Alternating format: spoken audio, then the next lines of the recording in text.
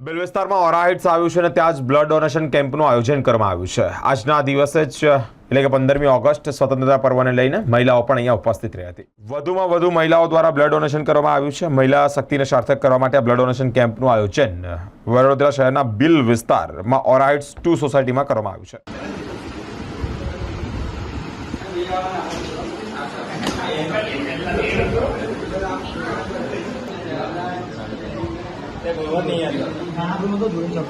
કશું ના થાય।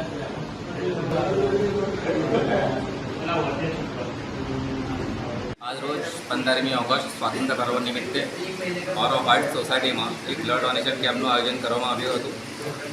ઓરો હાઇટ્સમાં દરેક તહેવાર ધામધૂમથી જોવામાં આવે છે। આ વખતે કમિટીએ નક્કી કર્યું છે કે અમે દર 15મી ઓગસ્ટે બ્લડ ડોનેશન કેમ્પ કરીશું અને દેશમાં જ્યાં પણ જરૂર હોય એવા લોકોને લોહી મળી રહે એના માટે આ એક ઉત્સાહનો કાર્યક્રમ કરીશું।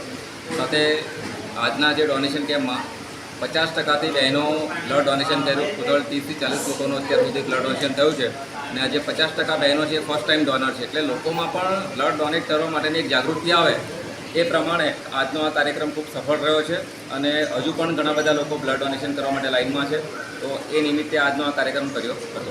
આજે તમારું લક્ષ્યાંક કેટલું છે બ્લડ ડોનેશન કરવા? અમારું 50ની આસપાસ અમે પહેલી વાર કરીએ છીએ, એટલે લક્ષ્યાંક રાખ્યું હતું 30થી 40 જેટલી યુનિટ અત્યારે થયું છે। 10થી 15 લોકો હજુ પણ પેન્ડિંગ છે કે જેઓ બ્લડ ડોનેટ કરવા માટે લાઇનમાં છે। તમારું નામ? મૌલિક પટેલ, ઓરો હાઇટ્સ 2, બિલ, વડોદરા।